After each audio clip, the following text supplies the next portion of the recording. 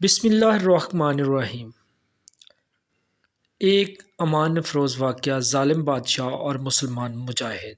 اگر آپ چینل پہ نئے ہیں تو چینل کو سبسکرائب کر لیں، بیل آئیکن پریس کر لیں اور ویڈیو کو لائک کریں۔ علی اردو وائس علی حیدر دلبر۔ چلیں آئیں کہانی شروع کرتے ہیں۔ شام میں نوجوان رہا کرتے تھے۔ یہ تینوں سگے بھائی تھے جو تلواروں کے سائے میں پل کر جوان ہوئے تھے۔ شباب کی امنگوں کے دن تھے، زندگی کی بہاروں کا موسم تھا، لیکن دل دیوانے کو کون سمجھائے کہ اس کا عالم ہی ساری دنیا سے نرالا ہے۔ کوئی پھولوں کی انجمن میں سکون پاتا ہے اور یہ ظالم کانٹوں پر چل کر خوش ہوتے ہیں۔ کسی کی راتوں کی نیند کی سرمستیوں میں بسر ہوتی ہیں، لیکن اسے تا دم سحر آنکھ پھوڑنے ہی میں مزہ آتا ہے۔ اتفاق کی بات ہے کہ تینوں بھائیوں کے سینوں میں یہی دل دیوانہ دھڑکتا تھا۔ دیوانی یہ زلف لیلا کی نہیں تھی، ملت کے عزیز اور سربلندی کی تھی، شہادت و سرفروشی کی تھی، رضائے الہی اور خوشنودی حق کی تھی۔ اس آرزو کی تھی کہ خون کا آخری قطرہ دے کر بھی اگر سرکار بطحا راضی ہو جائیں تو یہ سودا برا نہیں، ساری متاع ہستی لٹا کر بھی اگر نجات کا پروانہ مل جائے تو یہ زندگی کی سب سے بڑی تجارت ہے۔ اسی جذبے میں یہ تینوں بھائی گھر سے نکلے۔ ہمراہ چلنے کا سامان کم، موت کا سامان زیادہ تھا۔ ہاتھوں میں تلوار، سر پر کفن، بازوؤں میں کمان، شانوں میں ترکش اور دل میں شہادت کی امنگوں کا جذبہ ابل رہا تھا۔ آرزوئے مقصود کی تلاش میں شب و روز چلتے رہے، منزل پہ منزل بدلتی رہی، لیکن شوق کے طوفان کا تلاطم کم نہ ہوا۔ سورج ڈوب رہا تھا، اس کی آخری کرنیں پہاڑوں کی چوٹیوں سے رخصت ہو رہی تھی۔ شفق کے دامن میں لالا کی سرخی تیز ہوتی جا رہی تھی۔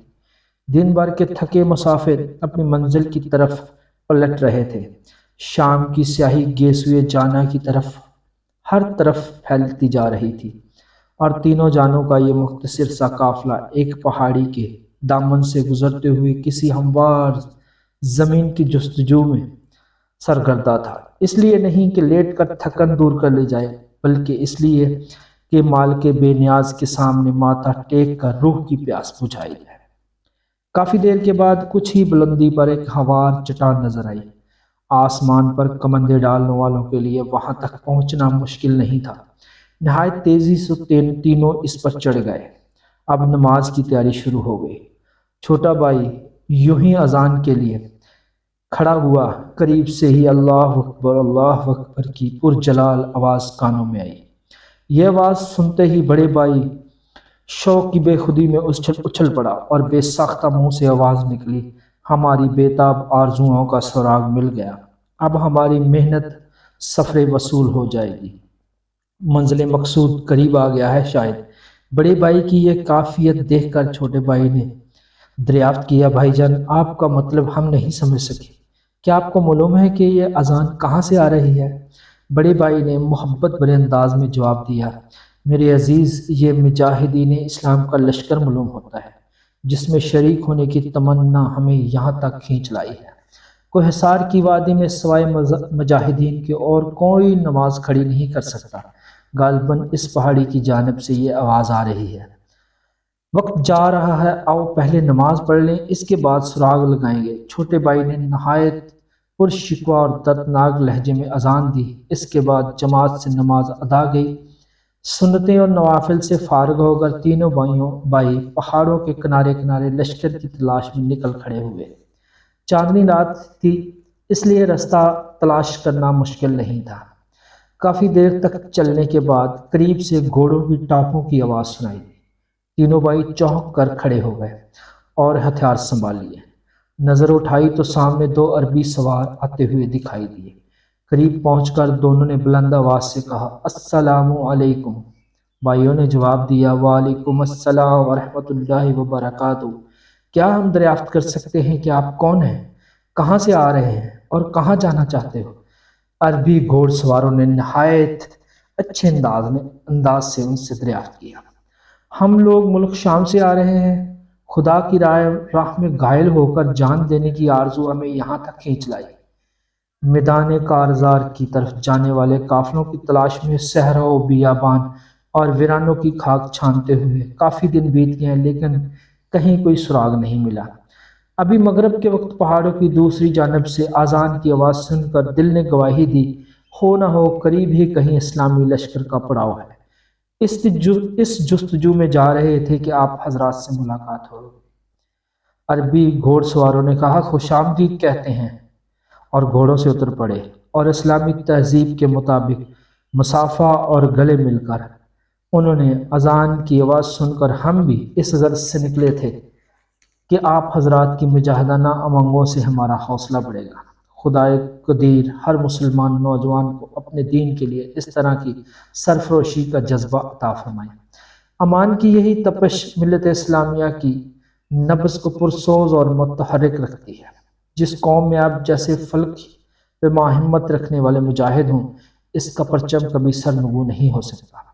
آپ کو معلوم ہوگا کہ روم کی سرحد پر ایک بہت بڑا اور المناک معرکہ پیش آ گیا ہے۔ مسیحی قوم کی ساری قوتیں چاروں طرف سے سمٹ آ رہی ہیں، دین حق کے خلاف ایک فیصلہ کن جنگ لڑنے کے لیے۔ عیسائی دنیا کے سارے سورمائے میدان میں اتر آئے ہیں۔ 40,000 صف سکند بہادروں پر ہمارا لشکر اسی پہاڑ کے عقب میں ٹھہرا ہوا ہے، اور آج ہی رات کے کسی پہر روم کی طرف کوچ کر جائیں گے۔ عربی سواروں کی زبان سے یہ خبر سن کر تینوں بھائی فرط شوق میں جھوم اٹھے۔ میخانہ کوثر کی شراب آنکھوں سے ٹپکنے لگی، شہادت کی امنگیں انگڑائی لے کر جاگ اٹھی۔ سوار کی رہنمائی میں یوں ہی وہ تیز تیز قدم اٹھاتے ہوئے اسلامی لشکر کے قریب پہنچے، بے ساختہ منہ سے نعرہ تکبیر کی آواز نکل پڑی۔ لشکر نے نعرے کا جواب پرجوش نعرے سے دیا۔ تینوں نے مجاہدوں کی آمد پر سارے لشکر میں خوشی کی لہر دوڑ گئی۔ سب نے ان کے قدموں کے نیچے دلوں کا فرش بچھا دیا۔ سپہ سالار نے انہیں اپنے سینے سے لگایا، دعائیں دی اور دینی ولولوں کی تپش ملوم کر کے مبارکباد کا ہدیہ پیش کیا۔ رات کے پچھلے پہر تہجد کی نماز سے فارغ ہوتے ہی کوچ کا اعلان ہوا، اور دم کے دم میں کوہسار کی وادی خالی ہو گئی۔ دریا، پہاڑوں اور صحراؤں کو رونتے ہوئے اسلامی لشکر امڑتے ہوئے سیلاب کی طرح آگے بڑھنے لگا۔ صلوات جلالی کی ہیبت سے دھرتی کا سینہ دھل اٹھا۔ کائنات کی سب سے بڑی طاقت آج حرکت میں آ گئی۔ اسلام کی غیرت نے ایسی انگڑائی لی کہ بڑے بڑے سورماؤں کا کلیجہ دک سے رہ گیا۔ شبانہ روز چلتے چلتے روم کی سرحد کا فاصلہ جب چند میل رہ گیا تو حالات کا جائزہ لینے کے لیے سپہ سالار نے لشکر کو پڑاؤ کا حکم دیا۔ دشمن کی نقل و حرکت کا سراغ لگانے اور جنگی تیاریوں کی خبر حاصل کرنے کے لیے 50 مجاہدین پر مشتمل دستہ تیار کیا گیا۔ اس میں 3 بھائی بھی شامل تھے، کیونکہ انہیں پہلے سے روم کے متعلق بہت ساری واقفیت حاصل تھی۔ یہ چھوٹا سا دستہ پہاڑوں اور جنگلوں کے محفوظ مقامات سے گزرتا ہوا آگے بڑھ رہا تھا کہ اچانک رومیوں کے ایک لشکر سے مڈ بھیڑ ہو گئی۔ دونوں طرف سے تلواریں بے نیام ہو گئیں، نیزے حرکت میں آ گئے، اور مٹھی بھر مجاہدوں کا یہ دستہ روم کے ٹڈی دل لشکر پر ٹوٹ پڑا۔ تینوں بھائی بجلی کی طرح کونپتے ہوئے دشمن کی صفوں میں گھس گئے۔ قلب لشکر تک پہنچ کر وہ رومی سپہ سالار کا حلقہ توڑنا ہی چاہتے تھے کہ پیچھے سے کسی نے کمند پھینک کر انہیں گرفتار کر لیا۔ لڑائی ختم ہونے کے بعد انہیں جنگی قیدیوں کی طرح روم اپنے ہمراہ لے گئے۔ اس بہادر اقدام اور حوصلہ شکن مقابلے سے اسلامی لشکر کی کوئی ایسی دھاک دشمن کے دل پر بیٹھ گئی کہ وہ جنگ کرنے سے دستبردار ہو گیا۔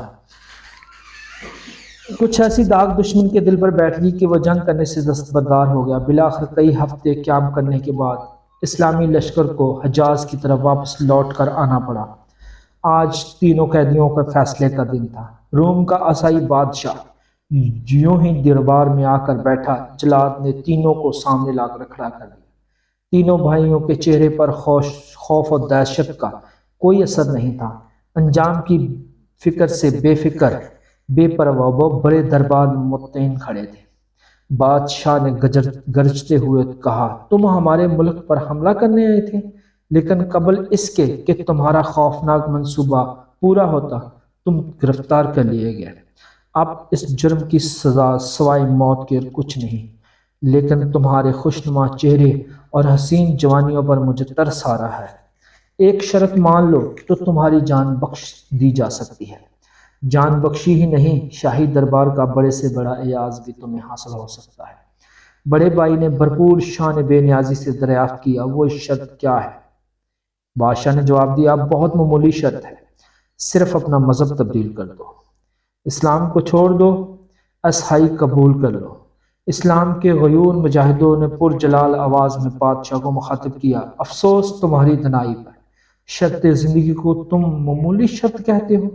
جس مذہب کے فروغ کے لیے ہم نے تلواروں کی نوک پر اپنا سر رکھ لیا ہے، اس سے چھوڑنے کی بات کسی مذاق سے کم نہیں۔ تم نے ہمیں موت کی دھمکی دی ہے، شاید تمہیں معلوم نہیں کہ اس کی تلاش میں نکلے ہوئے ایک عرصہ بیت گیا ہے۔ کافی محنتوں کے بعد ایک میدان ہاتھ آیا بھی تھا تو شاید مقصود تک پہنچنے سے پہلے ہی ہم گرفتار کر لیے گئے۔ منصب و اعزاز کی بات اور رشوت دے کر تم ہمارا زمین نہیں خرید سکتے۔ تمہیں معلوم ہونا چاہیے کہ ہمارے لیے قافلہ حیات کی منزل تخت سلطانی نہیں، اس کا سانچہ تو ہمارے قدموں کی ہر ٹھوکر پر بنتا ہے۔ ہماری قوم سرگرمی کا مرکز صرف اپنے محبوب کی خوشنودگی حاصل کرنی ہے۔ نوجوان نے جذبات کے تلاطم میں شرابور ہوتے ہوئے کہا، اے خوش نصیب کہ وہ جماعت ساتھ اب قریب آ گئی ہیں، عالم قدس کی طرف جانے والے مسافر تیار کھڑے ہیں، اپنے جلاد کو حکم دو کہ وہ دیر نہ کرے، تلواروں کی چھاؤں سے جنت کا فاصلہ صرف ایک قدم کے فاصلے پر ہے۔ قیدیوں کے اس جرأت آمیز بیان پر دربار میں ہر طرف سناٹا چھا گیا۔ عیسائی بادشاہ غصے سے دانت پیسنے لگا۔ فرط غضب میں پیچ کھاتے ہوئے اس نے کہا، گستاخ، زبان کھول کر تم نے اپنی موت کو آواز دی تو تیار ہو جاؤ، شاہی دربار کی یہ توہین ہرگز برداشت نہیں کی جائے گی۔ فولاد کی جنزیروں میں بھی تمہیں حق پرستی کا غرور کم نہیں ہوا، تلوار میں بہادر فولاد کی زنجیروں میں بھی تمہارا حق پرستی کا غرور کم نہیں ہوا، تلواریں معزز بہادروں پر اٹھائی جاتی ہیں، تم جیسے گستاخوں کی موت کا سامان تلوار نہیں آگ ہے۔ غصے میں کانپتے ہوئے اس نے جلادوں کو حکم دیا کہ دہلتی ہوئی آگ پر تیل سے بڑے ہوئے کڑائے چڑھا دیے جائیں، جب وہ ابلتے ہوئے چشمے کی طرح کھولنے لگے تو پھر مجھے خبردار کر دیا جائے۔ بیڑیوں میں جکڑے ہوئے قیدی سامنے کھڑے تھے، جلادوں کا دستہ حکم کی تعمیل کے لیے الٹے پاؤں رخصت ہو گیا۔ تھوڑی دیر بعد نقیب نے آ کر آواز دی، جہاں بنا دہلتی ہوئی آگ پر تیل کا چشمہ ابل رہا ہے۔ گستاخوں کے عبرتناک انجام کا تماشا دیکھنے کے لیے کرسیاں مقتل کے سامنے بچھا دی گئیں۔ یہ اطلاع پا کر عیسائی بادشاہ اپنے درباریوں کے ساتھ اٹھا، پیچھے پیچھے ننگی تلواروں کے سائے میں اسلام کے شہزادے بھی مقتل کی طرف رواں دواں تھے۔ آگ دہک رہی تھی، آنچ اور تیز کر دی گئی۔ قیامت خیز توغانی کی طرح تیل کا چشمہ پھوٹ پھوٹ کر ابلنے لگا۔ کرپان کی طرح بنے ہوئے دو کھمبوں کے بیچ سے ایک موٹی سی رسی لٹک رہی تھی، اس میں گردن کی گولائی کے برابر ایک حلقہ بنا ہوا تھا۔ سب سے پہلے جلادوں نے بڑے بھائی کی گردن میں رسی کا پھندا ڈالا اور جیسے ہی اسے کھینچنا چاہا، دونوں بھائی چیخ اٹھے، پہلے ہمیں تیل میں ڈالا جائے، بڑے بھائی کا جلنا ہم سے دیکھا نہیں جائے گا۔ بھائی نے مسکراتے ہوئے کہا، صبر اور ضبط سے کام لو۔ کھولتے ہوئے تیل کے قریب ہی چشمے کوثر کا دہانہ ہے، ایک کی گوتا وہاں تک پہنچنے کے لیے کافی ہے۔ لبے کوثر پر تمہارا انتظار کروں گا، خبردار گھبرانا نہیں، دہتی ہوئی آگ کے پیچھے جنت ہے۔ اچھا، خدا حافظ۔ بادشاہ کا اشارہ پاتے ہی جلاد نے رسی کھینچی۔ دین کا ایک سرفروش مجاہد اب اوپر اٹھ رہا تھا، تصور جانا میں آنکھیں بند تھی، شاید مقصود سے ہمکنار ہونے کی خوشی چہرے کا بوسہ لے رہی تھی۔ فرشتگان رحمت عالم قدس کی گزرگاہوں پر ہر طرف کھڑے تھے۔ کڑاہے کے مقابل پہنچ جانے کے بعد جلال نے رسی ڈھیلی کر دی۔ شاہ توبی کا آشیانہ نشیب اب نیچے اتر رہا تھا، آتش فشاں کی طرح کھولتے ہوئے تیل کا فاصلہ قریب سے قریب تر ہوتا جا رہا تھا۔ اچانک فضا میں کلمہ شہادت کی آواز گونجی، آگ کی لہروں میں قدم رکھتے ہوئے ایک بار پھر نعرہ رسالت بلند ہوا اور ساتھ ہی اس کا جواب، یا رسول اللہ صلی اللہ علیہ وسلم۔ ایمان پر خاتمے کی علامت کی طرح یہ ایک وفادار مجاہد اور ایک سچا مومن کا آخری نعرہ تھا۔ چھوٹے بھائی اس ہولناک منظر کی تاب نہ لا سکتے تھے۔ فرتے غم سے آنکھوں پر ہاتھ رکھ لیا، بے خودی میں منہ سے ایک چیخ نکلی، بھائی ساقی کوثر کے حضور ہمیں نہ بھول جانا۔ آنکھیں کھلی تو منزل قدس کا مسافر عشق کے سمندر میں غوطہ لگا چکا تھا۔ فرشتے اس کی مقدس روح کو رحمت اور نور کے جھرمٹ میں لیے عالم بالا کی طرف محو پرواز تھے۔ کملاتے ہوئے پھولوں کی طرح جلی ہوئی لاش تیل کی سطح پر تہر رہی تھی، لیکن شاد و فرحان روح کوثر کے حضور میں شاہانہ انداز سے سرفراز ہو چکی تھی۔ اب چھوٹے بھائی کی باری تھی۔ رسی کا پھندا گلے میں ڈالتے ہوئے جلاد نے چھوٹے بھائی کی طرف دیکھا۔ تنہا غریب الوطنی اور بے کسی کی اداسی سے سوکھے ہوئے چہرے سے غم کی چوٹ سے پلکیں بھیگ رہی تھی۔ ڈبڈباتی ہوئی آنکھوں سے منجلے بھائی کو الوداع کہا۔ یہ منظر جب تک دیکھ سکا دیکھتا رہا، جب نہ دیکھ سکا تو آنکھیں بند کر لی۔ پھر کلمہ شہادت کی آواز گونجی، پھر نعرہ رسالت کا نعرہ بلند ہوا، اور چند ہی لمحات کے بعد مدتوں کی پیاسی روح چشم کوثر کے ساحل پہ جان رحمت سے سیراب ہو گئی۔ 18 برس کا ایک نوجوان مجاہد، حسن و جمال کا پیکر، روشن پیشانی، سرمگئی آنکھیں، دمکتا ہوا چہرہ جو دیکھتے رہ جاتا ہے، یہ سب سے چھوٹا بھائی تھا۔ نئی عمر میں 2 بھائیوں کی تڑپتی لاشیں نظر سے گزر چکی تھی۔ دل غم سے نڈال تھا اور شکستہ حال ہو چکا تھا، لیکن ایمان کی غیرت اسی طرح تازہ و دم تھی۔ اسلام کے جذبہ وفا پر کوئی آنچ نہیں آئی تھی۔ جب اس عالم ہی سے منہ پھیر لیا تو اب اس زندگی ارمانوں کی کہاں گنجائش رہ گئی تھی۔ قاتل نے بڑھ کر پھندا گلے میں ڈالا، آنکھیں بند ہو گئی، دل خیال جانا کی محبت میں ڈوب گیا۔ اوپر اٹھانے کے لیے رسی کھینچنا ہی چاہتا تھا کہ سلطنت کے ایک وزیر نے ہاتھ پکڑ لیا اور نہایت عاجزی سے بادشاہ کو عرض کی، جہاں پناہ یہ کم سن نوجوان تنہا رہ گیا ہے۔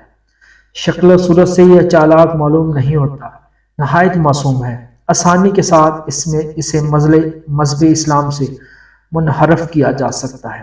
آپ اسے میرے حوالے کر دیں، میں وعدہ کرتا ہوں کہ 40 دن کے اندر عیسائی مذہب اس کو قبول کروانے کے لیے تیار کروا لوں گا۔ بادشاہ نے اپنی وزیر کی درخواست منظور کر لی۔ اشارہ کرتے ہی جلاد نے نوجوان کے گلے سے پھندا اتار لیا۔ دل کی حسرت دل میں ہی رہ گئی۔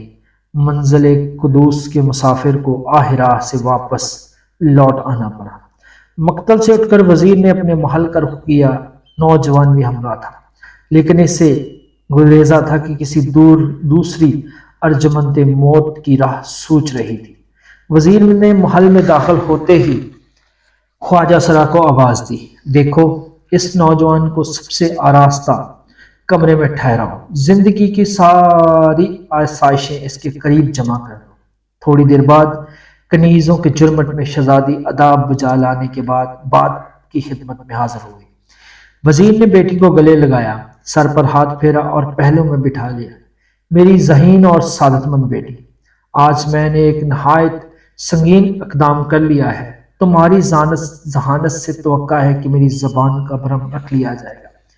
شہزادی نے گردن جھکاتے ہوئے جواب دیا، بندگان عالی کا حکم سر آنکھوں پر، میں اپنا فرض پورا کروں گی، لیکن حکم کی صورتحال سے آگاہ کیا جائے۔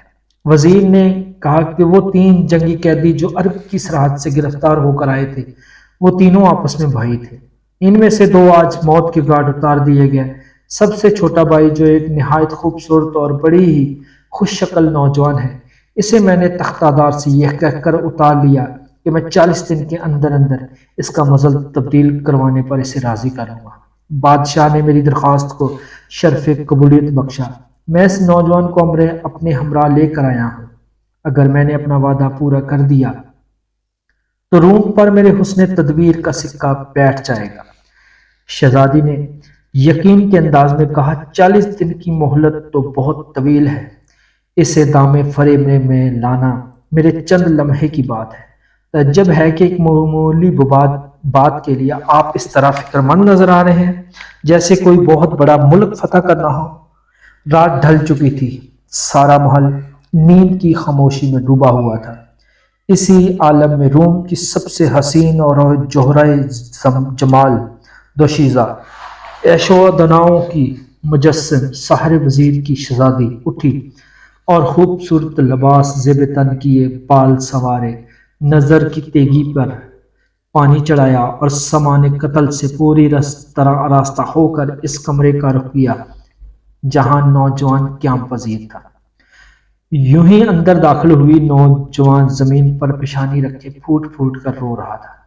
پیشانی زمین پر لگی رہی، وہ روتا رہا، رات ڈھلتی رہی، وہ روتا رہا، چشم القبات کی امیدیں بیٹھے بیٹھے سحر ہو گئی۔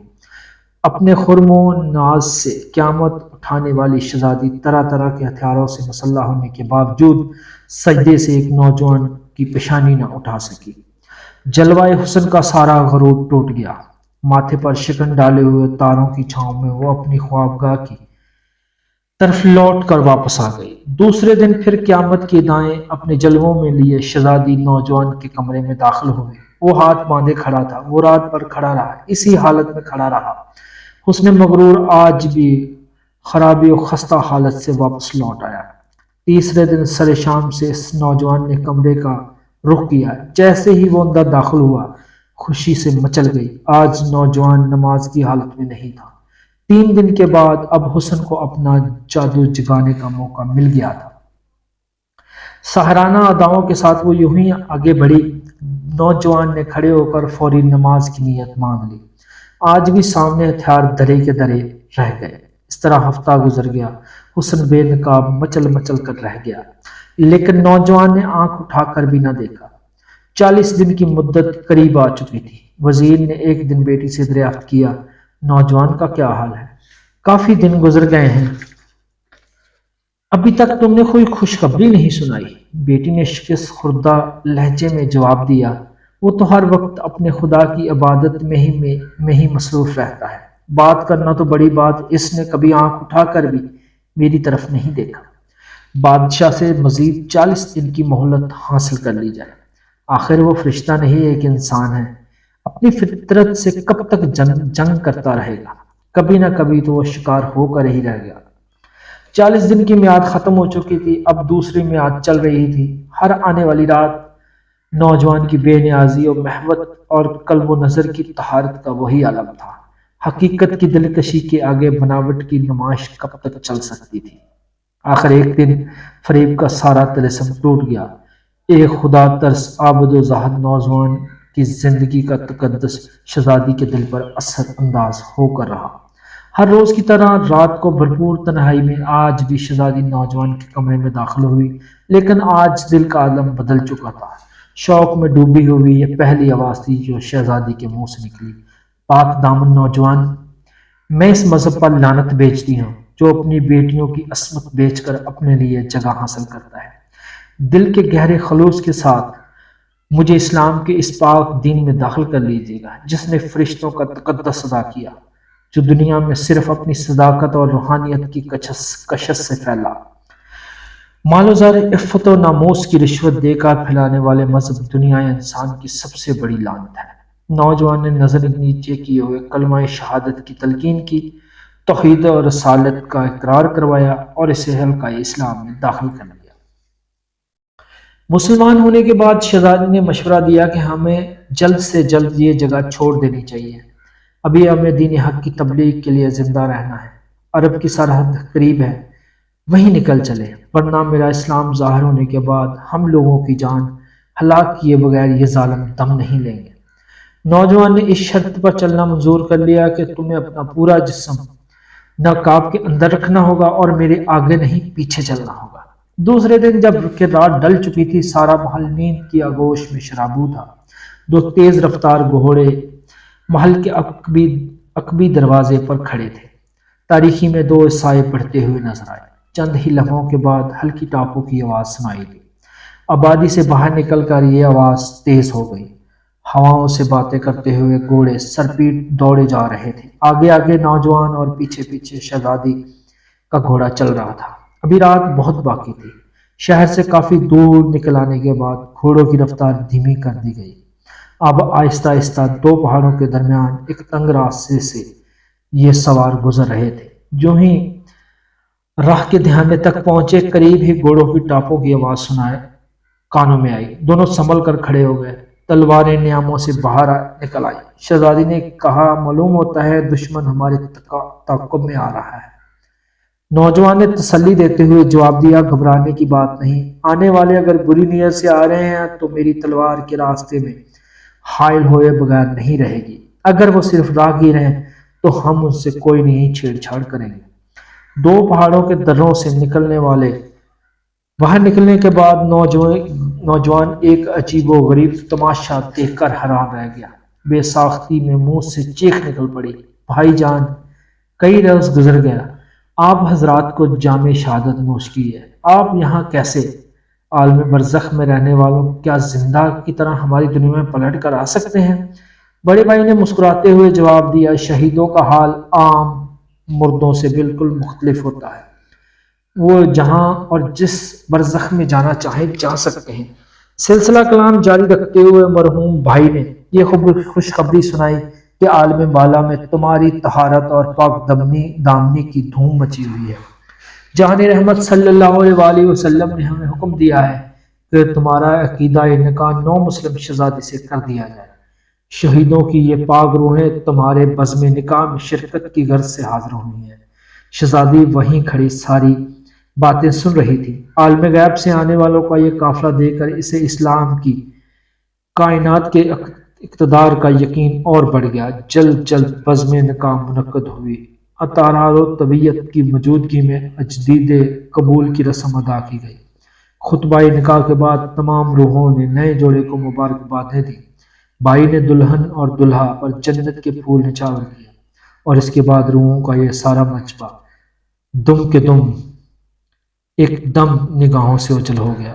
اب محرم آنکھوں کے نظاروں کے لیے شہزادی نے چاندنی رات میں نقاب الٹ دیا۔ پہلی بار چہرے پر نوجوان کی نظر پڑی تو ایسا محسوس ہوا کہ جنت سے حسین و لطیف اور ملاحمت و زیبی کی کوئی حور اتر آئی ہو۔ دل دیوانہ دو حیرتوں کے نشانے سے بھی ہٹا ہی نہیں تھا کہ فضاؤں میں یہ آواز گونجنے لگی، جنت کی بارات، جنت کا دولہا اور جنت کی حور مبارک۔ اس طرح کی مزید کہانیاں سننے کے لیے چینل کو سبسکرائب کریں، بیل آئیکن کو پریس کریں اور ویڈیو کو لائک کریں، اور کہانی کے آخر میں کمنٹ باکس میں اپنی قیمتی آراء سے مجھے آگاہ کریں۔